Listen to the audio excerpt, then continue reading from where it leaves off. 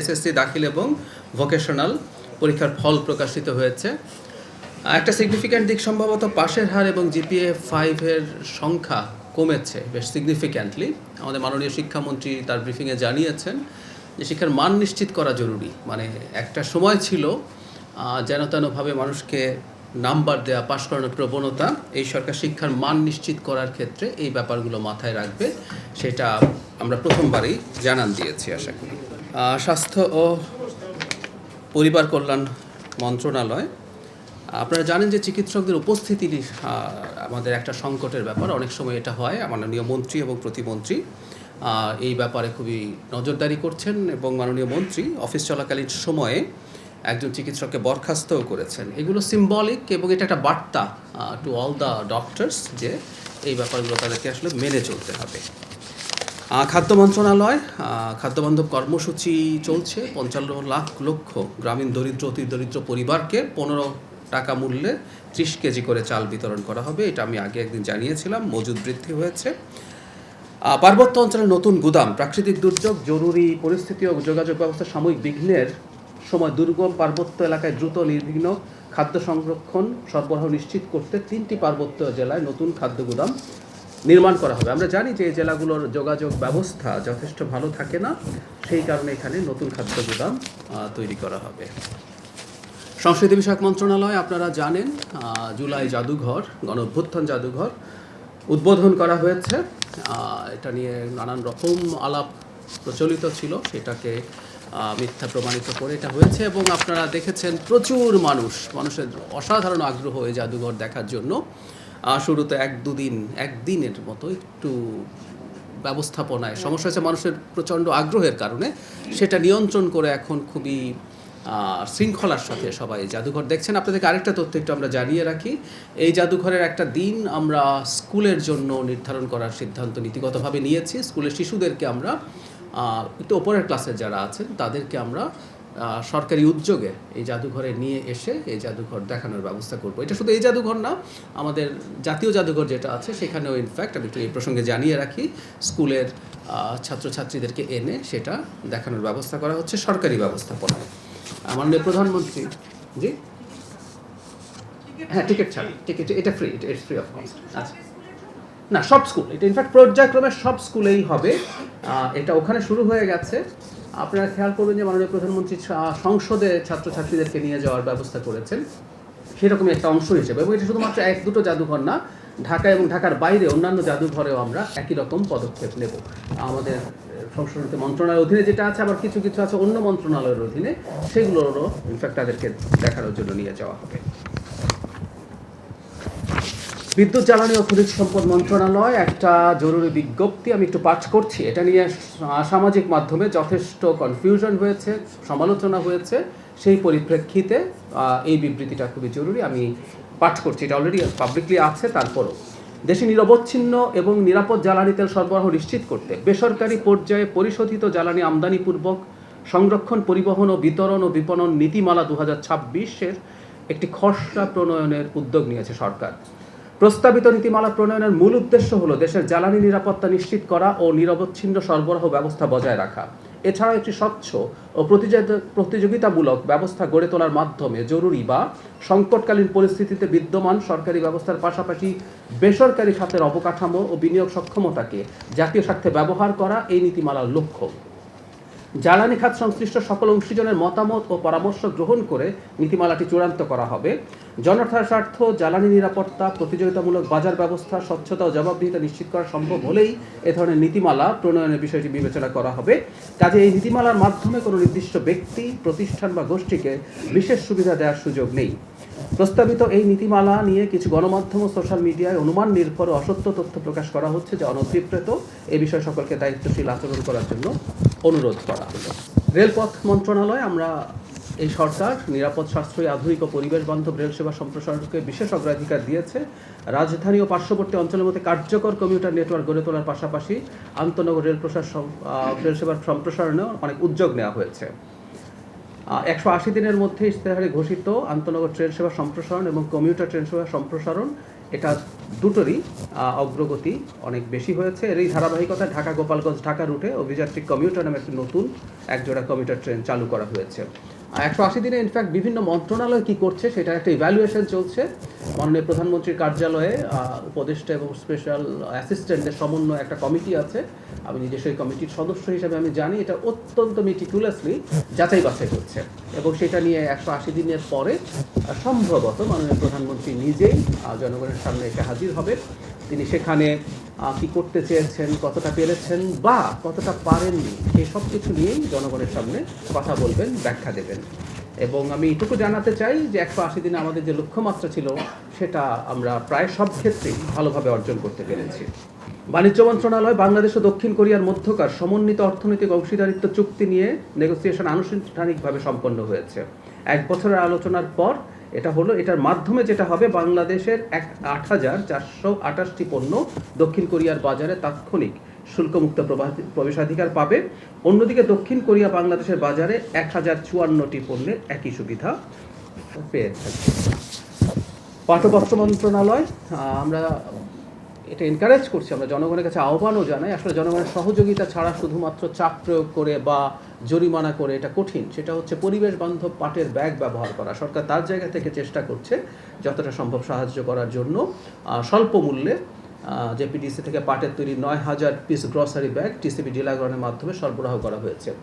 জনগণের প্লাস্টিক বা পলিথিনের চাইতে এটা বেশি সুবিধাজনক হয়, নট নেসেসারিলি, কিন্তু দীর্ঘ মেয়াদে এটার ক্ষতি মাথায় রেখে আমরা আশা করছি জনগণ এই ব্যাপারে সাহায্য করবেন। ইনফ্যাক্ট এটা সরকারকে না, এটা আসলে নিজকেই সাহায্য করা, কারণ পলিথিনের এবং প্লাস্টিকের ক্ষতির কথা এখন আমরা খুব ভালোভাবে জানি।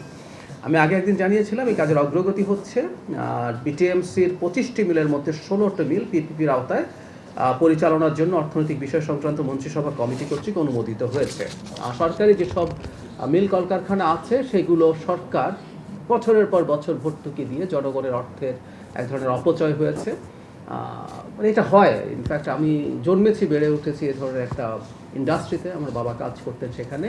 তো আমি দেখেছি অনেক সময় কি পরিমাণ অপচয় হয়, কিন্তু সরকারকে ভর্তুকি দিয়ে চালিয়ে যেতে হয়। এই সরকারের সিদ্ধান্ত হচ্ছে প্রতিষ্ঠানগুলো প্রফিটেবল হতে হবে, সেজন্য প্রাইভেট পাবলিক পার্টনারশিপই বেস্ট অপশন। স্থানীয় সরকার পল্লী উন্নয়ন সমবায় মন্ত্রণালয়, সিলেট সিটি কর্পোরেশন আধুনিক বর্জ্য ব্যবস্থাপনার পরিকল্পনার অংশ হিসেবে সিলেট জেলার প্রথম বায়ো ড্রাইং প্ল্যান্ট স্থাপন করা হয়েছে। এটা চালু হলে যুগান্তকারী পরিবর্তন আসবে। বর্জ্য থেকে বিকল্প জ্বালানি উৎপাদনের পাশাপাশি একটি বৃত্তাকার অর্থনীতি গড়ে তুলতেও এটি ভূমিকা রাখবে। মৎস্য ও প্রাণী সম্পদ মন্ত্রণালয়, রেণুপোনা ছাড়া হচ্ছে। বিল নার্সারিতে 2.75 মেট্রিক টন রেণুপোনা অবমুক্ত করা হয়েছে। মুক্ত জলাশয়ে মাছের সংখ্যা বৃদ্ধিতে এটা কাজ করবে। এর বাইরে মৎস্য আইন বাস্তবায়ন, মৎস্য সুরক্ষা সংরক্ষণ আইন 1950-এর আওতায় মোট 31টি মোবাইল কোর্ট পরিচালনা এবং 175টি অভিযান পরিচালনা করা হয়েছে। আপনারা এই বিস্তারিত আসলে পেয়ে যাবেন, আমি সেটা খুব বেশি কন্টিনিউ করছি না, কারণ এই কপিটা আপনারা পেয়ে যান। আমরা আশা করি এখান থেকে আরও কিছু গুরুত্বপূর্ণ বিষয় আপনারা জনগণের সামনে তুলে ধরবেন। সমাজ কল্যাণ মন্ত্রণালয় বর্তমান সরকারের নির্বাচনী ইশতেহারের আলোকে প্রান্তিক জনগোষ্ঠীর কল্যাণে সামাজিক সুরক্ষা খাতে নারীর ক্ষমতায়নে ফ্যামিলি কার্ড কর্মসূচি অব্যাহত রয়েছে। পরীক্ষামূলক পাইলটিং কার্যক্রমে গত 10 মার্চ থেকে ফ্যামিলি কার্ড কার্যক্রম চালু করা হয়েছিল। জুন 2026-এর মধ্যে 70,861টি ফ্যামিলি কার্ড প্রদান সফলভাবে শেষ হয়েছে। দ্বিতীয় পর্যায়ে আগামী 16ই আগস্ট কিশোরগঞ্জ সদর উপজেলার লতিফাবাদ ইউনিয়নের 8 নম্বর ওয়ার্ডে মাননীয় প্রধানমন্ত্রী তারেক রহমান ফ্যামিলি কার্ড কর্মসূচির আনুষ্ঠানিক উদ্বোধন করবেন। 2026-27 অর্থ বছরে পর্যায়ক্রমে তথ্য সংগ্রহ সম্পন্ন করে 10 অক্টোবর থেকে ধারাবাহিকভাবে সারা দেশে 41 লাখ পরিবারকে ফ্যামিলি কার্ড দেওয়া হবে। আমাদের আগামী ব্রিফিংয়ের আগেই এটা হয়ে যাবে। 16 আগস্ট মাননীয় প্রধানমন্ত্রী দ্বিতীয় পর্যায়ে উদ্বোধন করেছেন।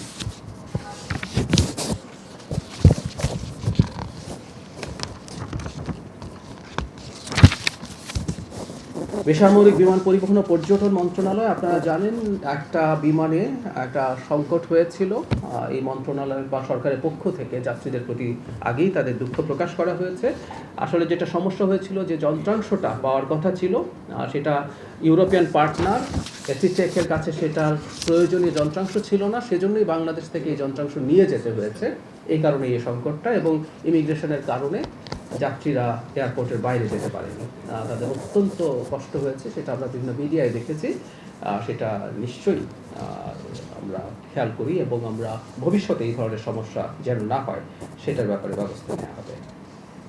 বিজ্ঞান ও প্রযুক্তি মন্ত্রণালয় বাংলাদেশ পরমাণু শক্তি কমিশনের আওতাধীন দেশের বিভিন্ন স্থানে স্থাপিত 22টি পরমাণু চিকিৎসা ইনস্টিটিউট এবং ইনস্টিটিউট অফ নিউক্লিয়ার মেডিকেল ফিজিক্সের মাধ্যমে 82,376 জন রোগীকে PET CT, thyroid scan, radiotherapy, DMD, ultrasonography সহ বিভিন্ন ধরনের পরমাণু প্রযুক্তিভিত্তিক চিকিৎসা সেবা প্রদান করা হয়েছে। আপনারা জানেন এই প্রতিষ্ঠানের পক্ষ থেকে আমদানিকৃত খাদ্যদ্রব্যেরও তেজস্ক্রিয়তা পরীক্ষা করা হয়, এর মধ্যে 2041টা এরকম সেবা প্রদান করা হয়েছে। যুব ক্রীড়া মন্ত্রণালয় ঢাকা মহানগরী সহ দেশের বিভিন্ন সকল মহানগরীর মাঠ সংরক্ষণ, ওয়ার্ড ভিত্তিক মাঠ তৈরি ও মাঠ দখলমুক্ত করার লক্ষ্যে 13টি সিটি কর্পোরেশনের প্রতিনিধিদের সাথে 3 আগস্ট যুব ও ক্রীড়া মন্ত্রণালয়ের মাননীয় প্রতিমন্ত্রী জনাব আমিনুল হক এর সভাপতিত্ব একটি সভা অনুষ্ঠিত হয়েছে। এ বিষয়ে নির্দেশনা দেওয়া হয়েছে। আপনারা খেয়াল করবেন আমাদের সরকার, এই সরকার শিশু কিশোরদের খেলার প্রতি, মানে খেলা শুধু খেলবে না, তারা আমরা যেটা চাই যে খেলার মাধ্যমে তাদের পেশা তৈরি হবে, তারা খেলাকে পেশা হিসাবে নেবেন। কিন্তু তার আগে যেটা জরুরি, প্রত্যেকটা এলাকায় শিশুরা যেন খেলার মতো যথেষ্ট মাঠ পায়।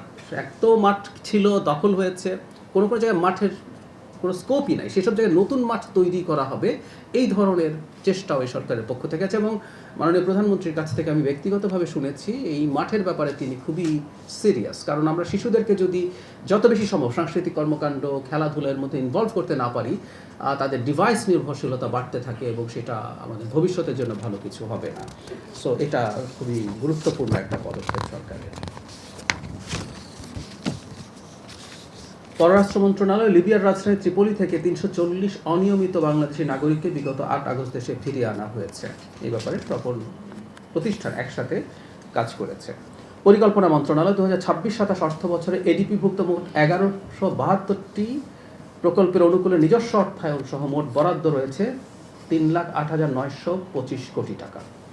চলতি বছরের অর্থ বছরের 9 আগস্ট 2026 পর্যন্ত নিজস্ব অর্থায়ন সহ 57টি মন্ত্রণালয় বিভাগে এডিপিভুক্ত প্রকল্পের বিপরীতে ব্যয় হয়েছে মোট 146 কোটি টাকা, যা মোট বরাদ্দের 0.05%। অর্থ বছর মাত্র শুরু হলো, এটা কন্টিনিউ সময়ের সাথে নিশ্চয়ই করবে। স্বরাষ্ট্র মন্ত্রণালয় বরাবরের মতো পুলিশ, কোস্টগার্ড, র্যাব, যেমন আমরা একটা যদি পড়ি, গত 2 আগস্ট হতে 8 আগস্ট 2026 পর্যন্ত অভিযান পরিচালনা করে পুলিশ 27টি আগ্নেয়াস্ত্র, 157 রাউন্ড গুলি ও কার্তুজ উদ্ধার করেছে। এ সময় 35টি মামলা দায়ের 158 জনকে গ্রেফতার করা হয়েছে। এছাড়া 11,56,931 ইয়াবা এই এক সপ্তাহের মধ্যে 1 কেজি 403 গ্রাম হেরোইন, 24,805 বোতল ফেন্সিডিল, 730 বোতল ও 41 লিটার দেশি মদ, বিদেশি মদ, এরকম প্রত্যেকটা প্রতিষ্ঠানই তার জায়গা থেকে এরকম করছে। র্যাব এই সময়ের মধ্যে এক সপ্তাহের মধ্যে 12টা অস্ত্র, 277 গ্রাম হেরোইন, 1582 বোতল ফেন্সিডিল, বিজিবি একইভাবে এই ধরনের অভিযান পরিচালনা করছে এবং তারা সমাজে মাদক এবং অবৈধ অস্ত্র নিয়ন্ত্রণে গুরুত্বপূর্ণ ভূমিকা পালন করছেন। প্রতিরক্ষা মন্ত্রণালয় বাংলাদেশ আবহাওয়া অধিদপ্তরের উচ্চ রেজলিউশনের জলবায়ু প্রক্ষেপণ তথ্য ও আধুনিক জলোচ্ছ্বাস পূর্বাভাস মডেল কাজ করতে শুরু করেছে। বিএনসিসি যুগোপযোগী প্যারামিলিটারি ফোর্স গঠনের নিমিত্তে বিএনসিসি ক্যাডেটদের প্রশিক্ষণের অংশ হিসাবে রমনা রেজিমেন্টের অধীনে এবং বিভিন্ন জায়গায় তাদের ফায়ারিং রেঞ্জে তাদের প্র্যাকটিস চলছে। আর একটা হচ্ছে সর্বশেষ, আপনারা জানেন 6 আগস্ট রাষ্ট্রপতি নির্বাচনের তফসিল ঘোষণা করা হয়েছে। আগামী 13 আগস্ট মনোনয়নপত্র দাখিলের তারিখ নির্ধারণ করা হয়েছে এবং 20 আগস্ট ভোট গ্রহণ অনুষ্ঠিত হবে। কিছু কিছু জিনিস আগে যেটা ছিল, একটা কথা মনে রাখতে হবে, একটা জাদুঘরে কী কী এক্সিবিটেড হবে, এটা কিন্তু আপনি যেটাই করুন না কেন শেষ পর্যন্ত এটা বিতর্ক হবে। ইটস এ মাস্ট, কারণ আমরা প্রত্যেকে তার দেখার একটা ভিন্ন দৃষ্টিভঙ্গি আছে। আমার কাছে ব্যক্তিগতভাবে যেটা মনে হয় যে এটা হচ্ছে আওয়ামী লীগ সরকার কি করেছে তার এই 17 বছরে। যেমন সীমান্ত হত্যার কথা বলি, যদি আমরা এভাবে, সীমান্ত হত্যা কি এক্সক্লুসিভলি ওই সরকারের সময়ের ঘটনা? 2 দিন আগেও কিন্তু একটা সীমান্ত হত্যা হয়েছে। সীমান্ত হত্যা বাংলাদেশের একটা কন্টিনিউয়াসলি ঘটে যাওয়া একটা ঘটনা, এটা বাংলাদেশের প্রতি। আমরা যে জিনিসটা মনে করি সেটা হচ্ছে শেখ হাসিনা তার অবৈধ ক্ষমতা, তার মাফিয়াতন্ত্র কিভাবে তৈরি করেছেন, এবং তাকে আমরা এটা নিচতলাটা আছে সেটায় সাজানো যে কীভাবে একটা মাফিয়াতন্ত্র প্রতিষ্ঠিত হয়, তিনি দেশে দেশে কী করেছেন। এবং আমরা এখানে যেটা চেষ্টা করেছি সেটা হচ্ছে আওয়ামী লীগ এবং শেখ হাসিনার পোর্ট্রেয়াল। আর ওপরের তলায় যেটা আমরা সবাই জানি, আপনারা যারা গেছেন তারা জানেন যে এখানে তাকে কিভাবে বিতাড়িত করা হলো, তাকে কিভাবে পরাজিত করা হলো, সেই বিবেচনায় কিছু কিছু ক্ষেত্রে কিছু পরিবর্তন এখানে হয়েছে। আচ্ছা, অনেকগুলো প্রশ্ন। প্রথম হচ্ছে 180 দিন নিয়ে। 180 দিন পূর্তি উপলক্ষে মাননীয় প্রধানমন্ত্রী জাতিকে অ্যাড্রেস করবেন এরকম একটা সম্ভাবনা আছে এবং সেটা বেশিই আছে, সম্ভবত সেটা করতে যাচ্ছেন, এখনও চূড়ান্ত হয়নি সব কিছু। দ্বিতীয় প্রশ্ন, মন্ত্রিসভার রদবদল 180 দিনের পর হবে, এটা আসলে টু সাম এক্সটেন্ট মিডিয়াতে প্রচুর এসছে, সরকারের দিক থেকে এই ধরনের কোনো কিছু বলা বা ইঙ্গিত করা হয়নি। কিন্তু আমি আগে জেনারেলি একটা কথা বলেছি, এটা 180 দিন না এটা 365 দিন, এটা ইস্যু না। মাননীয় প্রধানমন্ত্রী নিশ্চয়ই মন্ত্রীরা যারা আছেন, মন্ত্রণালয়গুলো যা আছে সেগুলোর পারফরমেন্স ইভ্যালুয়েট করবেন এবং প্রয়োজনীয় ব্যবস্থা নেবেন। এটা আমি আগেও একদিন বলেছি, প্রয়োজনে রিডিস্ট্রিবিউশন হতে পারে। কেউ কেউ এই আলাপ করছেন, বাইরে দেখছি আমি যে কারো কাছে অনেক বেশি মিনিস্ট্রি যদি থেকে থাকে সেখানে কোনো রকম কোনো পরিবর্তন হতে পারে, এগুলো সব অপশান আছে। আমি বলছি না যে এগুলো ওই 180 দিনের পরই হুট করে এটা অনেক কিছু হয়ে যাবে। আমরা সোফার এটুকু বলেই শেষ করতে চাই যে এই ইভ্যালুয়েশন কন্টিনিউয়াসলি চলবে। এটা 180 দিন না, এটা দ্বিতীয় তৃতীয় বছর বা যে কোনো সময় একটা গণতান্ত্রিক সরকার চাইবে জনগণকে সর্বোচ্চ সেবা দিতে। কোথাও যদি কেউ কোনো ক্ষেত্রে যদি সমস্যা মনে হয় মাননীয় প্রধানমন্ত্রী, তিনি নিশ্চয়ই ব্যবস্থা নেবেন। গতকাল ভারতের হাই কমিশনের সাথে মাননীয় প্রধানমন্ত্রীর বৈঠকে কি হয়েছে আসলে আমি ভেবেছি এই প্রশ্নটা আজকে অন্তত আমি মাফ পেয়ে যাব, কারণ হচ্ছে মাননীয় পররাষ্ট্রমন্ত্রী নিজে ব্রিফ করেছেন। ওখানে আসলে কি হয়েছে এটা তো আমি যেহেতু ছিলাম না আমি জানি না, কিন্তু একটা ব্যাপার আমরা মাননীয় পররাষ্ট্রমন্ত্রীর ব্রিফিং থেকে সম্ভবত বুঝতে পারি যে বাংলাদেশ খুবই স্ট্রংলি এই ব্যাপারটাকে উপস্থাপন করেছে। এটা শুধুমাত্র এখানে না, বাংলাদেশ যে স্টেটমেন্ট দিয়েছে ওই ঘটনার পর, তাতে এই ব্যাপারটা খুব স্পষ্টভাবে বাংলাদেশ জানিয়েছে যে এই ব্যাপারে আমরা টাফ আছি।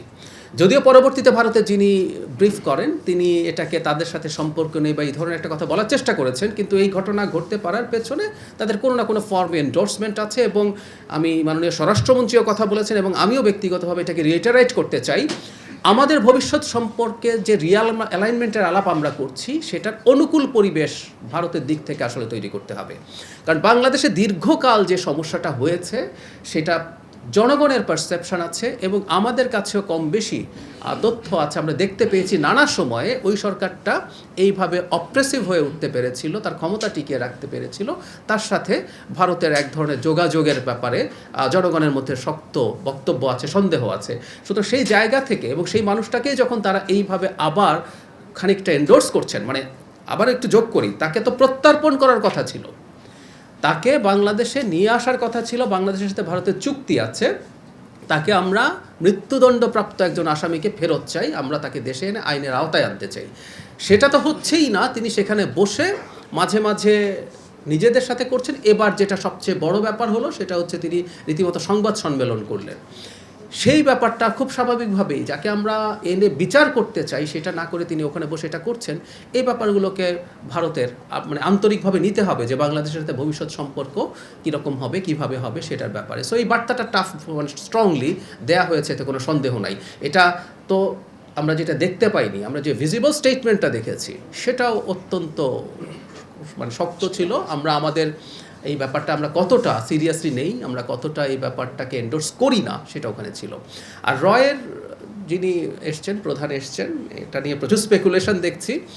তিনি চায়না থেকে ঢাকায় এসছেন।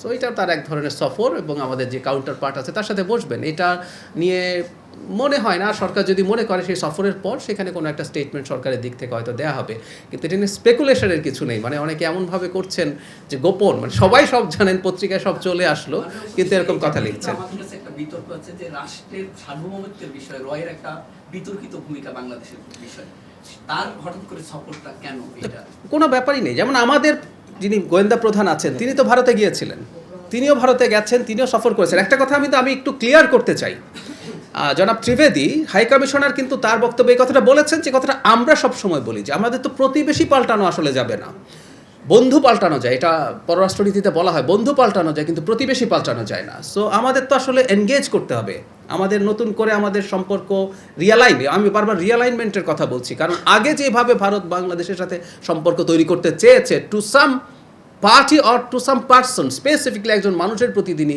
সম্পর্ক করতে চেয়েছেন, সেটা না হয় জনগণের সাথে হতে হবে। এবং ভারতের অন্তত বক্তব্যে আমরা এই আলাপটা এখন দেখছি, তারা জনগণের সাথে সম্পর্কের কথা বলছেন। সুতরাং সেটা ভারতের গোয়েন্দা সংস্থা, আমাদের গোয়েন্দা সংস্থা, তাদের যেসব কাউন্টার পার্ট যারা আছে তাদের মধ্যে এনগেজমেন্ট, তাদের মধ্যে কথাবার্তা, এগুলো তো হতে হবে। ব্যাপারটা হচ্ছে এই, ভারতের কোনো সংস্থা, কোনো প্রতিষ্ঠান আগে যেভাবে বাংলাদেশে কাজ করেছে, আমি হাসিনার আমলের কথা বলছি, যে ধরনের অ্যাটিটিউড করেছে, সেটা হতে পারবে না। আমরা আলাপ করছি সেটা একটা স্বাধীন, সার্বভৌম, আত্মমর্যাদাশীল জাতির সাথে যেভাবে আচরণ করতে হয়, কথা বলতে হয়। ভারতের নিরাপত্তা নিয়ে তাদের কোনো বক্তব্য থাকতে পারে, আমাদেরও থাকতে পারে, এগুলো নিয়ে আলাপ আলোচনা হবে। কিন্তু ওই যে বললাম, দুটো স্বাধীন সার্বভৌম দেশ আলাপ করছে, এভাবে এটা হতে হবে। সো ওইটুকু এনশিওর হলে আমাদের করতেই হবে। বেশি গুরুত্বপূর্ণ সেটা হচ্ছে ভারত আমাদের প্রতি কী আচরণ করবে। আমি বিশ্বাস করি তারা বুঝবেন, কারণ বাংলাদেশে একটা জনগণের নির্বাচিত সরকার দায়িত্বে এসছে, ব্রুট মেজরিটি নিয়ে এসছে। জনগণের কোনো সরকার জনগণ এবং রাষ্ট্রের স্বার্থ নষ্ট করে কারো সাথে কোনো সম্পর্ক তৈরি করবে না, ফুল স্টপ। এর মধ্যে কোনো এদিক সেদিক হবে না, হওয়ার সুযোগ নেই আসলে। এটা এরকম একটা প্রতিনিধিত্বশীল সরকারকে করতেই হবে। সুতরাং আমি মনে করি ভারত না, শুধু ইন জেনারেল এনি কান্ট্রি যার সাথে আমরা বিভিন্ন কারণে এনগেজমেন্টে যাব, আমাদের অর্থনৈতিক কারণ আছে, আমাদের সিকিউরিটির কারণ আছে, নানান কারণে যাব আমরা, তারা এই ব্যাপারটা আসলে মাথায় নেবেন। এই জন্য আমি আশা প্রকাশ করি ভারত এই বাস্তবতাটা বুঝবেন। কারণ অন্তত তাদের পরদিন যে স্টেটমেন্টটা তাদের পররাষ্ট্র মন্ত্রণালয় থেকে দেয়া হয়েছে, এটাও খানিকটা এন্ডোর্সমেন্ট তো আছেই, যে তার বক্তব্যের সাথে তারা একমত নন নির্বাচিত সরকারের প্রতি যা যা বলা হয়েছে। বা পরবর্তীতেও আমি আশা করি জনাব ত্রিবেদী ভারতে গেছেন, তিনি নিশ্চয়ই তার সেই জায়গায় যেখানে রিপোর্ট করার কথা জানাবেন যে বাংলাদেশের অ্যাটিটিউড কী। এবং এত বড় একটা দেশ, তাদের যথেষ্ট ক্যাপেবিলিটি আছে, তাদের যথেষ্ট গুরুত্বপূর্ণ ইন্টেলেকচুয়াল মানুষ আছেন, তাদের বিভিন্ন পর্যায়ে সেই মানুষজন আছেন, তারা নিশ্চয়ই বাস্তবতা বুঝবেন বলে আমি বিশ্বাস করি যে বাংলাদেশের সাথে সম্পর্ক এবং এনগেজমেন্ট নতুনভাবে ইন আ সেন্স এই গত 17 বছরে যেভাবে হয়েছে তার বাইরে থেকে করতে হবে, আমি আশাবাদী। আর বিমানের ব্যাপারে যেটা হয়েছে, বিমানের সাথে একটা চুক্তি আছে যে কোম্পানিটার সাথে, এটা আপনি অফিস যেখানে থাকুক না কেন, ইনফ্যাক্ট এখানে কতগুলো লিগাল ইস্যুজ আছে, তাদের কাছে সেই স্পেয়ারটা ছিল না, সেই কারণে এই কষ্টটা হয়েছে। আবারও বলছি, আমি আপনার সাথে একমত যে এটা প্রতিটা ঘটনা ঘটা মানে হচ্ছে এই যে ভবিষ্যতে যেন এই ধরনের পরিস্থিতি না হয়, সেই ব্যাপারে ব্যবস্থা নেওয়া হবে। এগুলো গতকাল মাননীয় পররাষ্ট্রমন্ত্রী জবাব দিয়ে দিয়েছেন। আমি ভাবলাম আমি সেফ আছি, আজকে আমার আর এই ঝামেলায় ঢুকতে হবে না। আচ্ছা, একটু বলি, মাননীয় পররাষ্ট্রমন্ত্রী যেটা বলেছেন, মানে যে ব্রিক্সে যে সম্মেলন হচ্ছে, তার কথার মধ্যে এক ধরনের ইঙ্গিত ছিল, আপনারা খেয়াল যদি করেন, যে ওখানে বাংলাদেশের প্রধানমন্ত্রীকে ইনভাইট করা হয়নি, তাই না? ওখানে বিমস্টেকের প্রেসিডেন্টকে ইনভাইট করা হয়েছে। আর এর ছাড়াও একটা দাওয়াত আছে, তিনি যেটা বলছেন, আমাদের সরকার গঠন হওয়ার পর ভারতের প্রধানমন্ত্রী যে অভিনন্দন বার্তা দিয়েছেন, সেখানে সফরের আমন্ত্রণ ছিল। সুতরাং সফর যে কোনো সময় হতে পারে, কিন্তু এই যে প্রচুর আলাপ আমরা করছি ব্রিক্সে, এখনও সিদ্ধান্ত হয়নি, সেটাও তিনি জানিয়েছেন, কিন্তু তার বক্তব্যের মধ্যে সম্ভবত আমরা এক ধরনের ইঙ্গিত পেতে পারি, সেটা আপনারা বুঝে নিলেই হবে। তথ্য মন্ত্রণালয়ের অধীনে যে প্রতিষ্ঠানগুলো আছে, একটা ব্যাপার একটু মাথায় রাখা আমাদের দরকার আছে।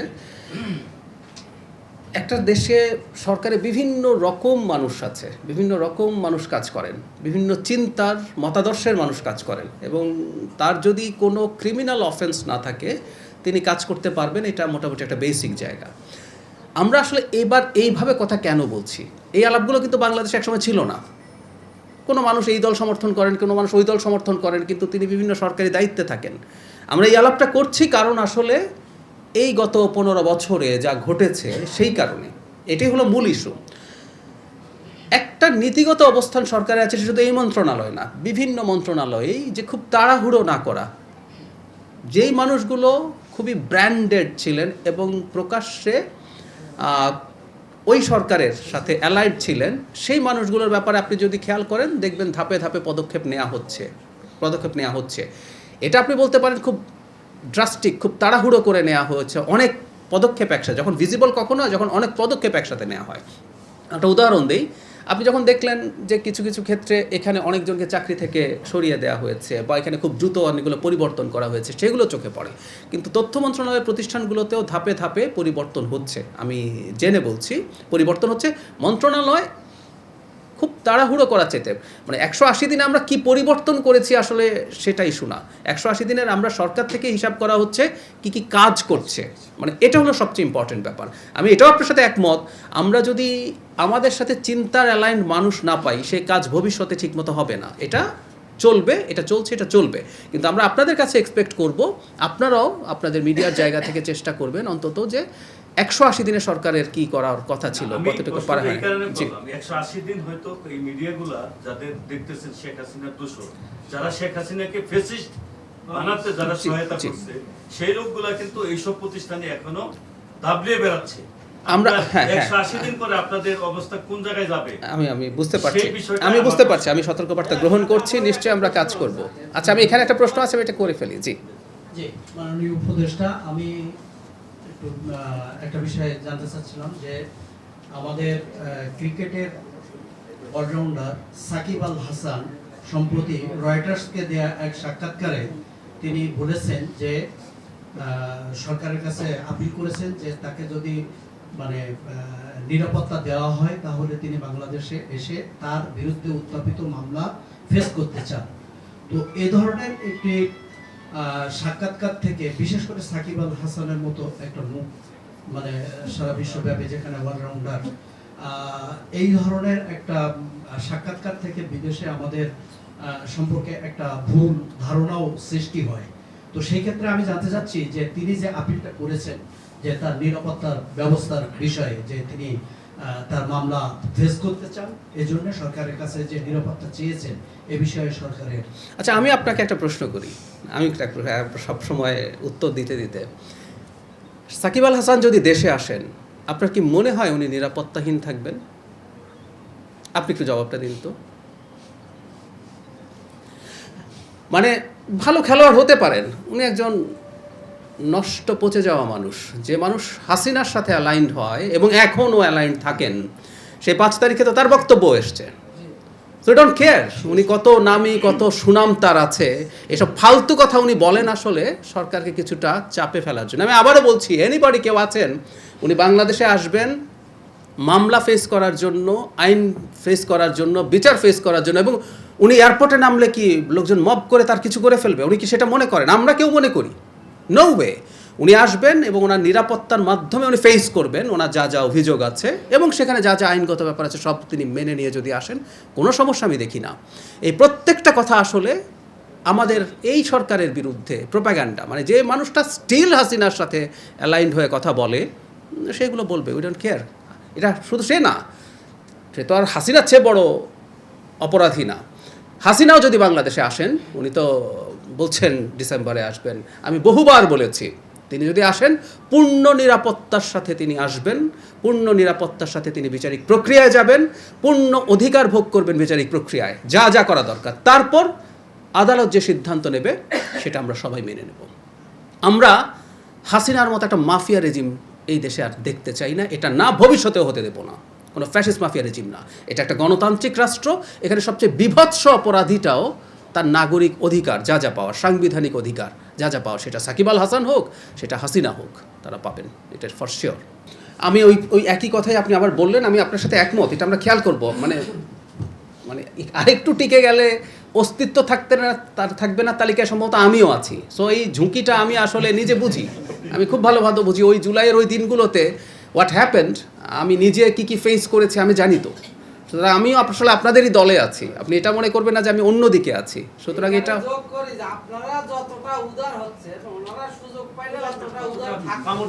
আচ্ছা, আমি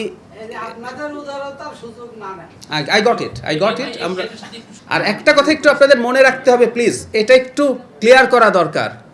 একটা প্রাইভেট প্রতিষ্ঠান কিন্তু প্রাইভেট প্রতিষ্ঠান, ভাই যেটা বলছেন যে রাষ্ট্রীয় যে প্রতিষ্ঠানগুলো আছে যেগুলো মন্ত্রণালয়ের অধীনে আছে সেগুলোর ব্যাপারে কিছু কাজ সরকারের করার থাকে, কিন্তু একটা প্রাইভেট প্রতিষ্ঠান কিন্তু একটা প্রাইভেট প্রতিষ্ঠান। হ্যাঁ, সরকারিগুলোর কথা আসছি। তো আমরা এটুকু যেন ডিস্টিংগুইশ করি যে প্রাইভেট প্রতিষ্ঠানগুলো তার মতো করে চলবে, সেখানে সরকার কিছু করতে যাবে এটা আসলে সম্ভব না। আমাদের একটু বুঝতে হবে দুদক কিন্তু একটা স্বাধীন প্রতিষ্ঠান, এটা সাংবিধানিক না, এটা সাংবিধানিক না। আমাদের কতগুলো সাংবিধানিক কমিশন আছে, নির্বাচন কমিশন আছে, পাবলিক সার্ভিস কমিশন আছে। দুদক একটা কমিশন, কিন্তু এটাও সাংবিধানিক প্রতিষ্ঠানগুলো যেভাবে কাজ করে আইনের মাধ্যমে তৈরি কিন্তু সাংবিধানিক প্রতিষ্ঠানের মতো করে কাজ করে। নতুন আমাদের এখন কমিশন নেই, কমিশনটা তৈরি হবে এবং আমি মানে এখানে সরকার থামিয়ে দেওয়ার আসলে কিছু থাকবে না, কমিশন স্বাধীনভাবে কাজ করবে এবং আমরা এটুকু বলতে চাই যে সরকারের পক্ষ থেকে সরকার চায় দুদক এমনভাবে তৈরি হোক এবং দুদক ইন্ডিপেন্ডেন্টলি কাজ করবে। আমি আগেও একদিন বলেছি দুদক শুধু আগের সরকার বা অন্য সময় কী হয়েছে আমরা সেটাও এক্সপেক্ট করি না, দুদক এই সরকারের সময়ও কেউ কোনো দুর্নীতিতে জড়িয়ে পড়ছে কি না সেই ব্যাপারে তারা পদক্ষেপ নেবেন, সেটা আমরা আশা করি। সুতরাং যত মামলা হচ্ছে বা যা যা হচ্ছে আমরা আশা করি ভবিষ্যতে খুব অল্প সময়ের মধ্যেই দুদক গঠিত হতে যাচ্ছে, সেই দুদক নিশ্চয়ই তারা তাদের স্বাধীনভাবে এই কাজগুলো তদন্ত এবং প্রয়োজনীয় ব্যবস্থা তারা নেবেন।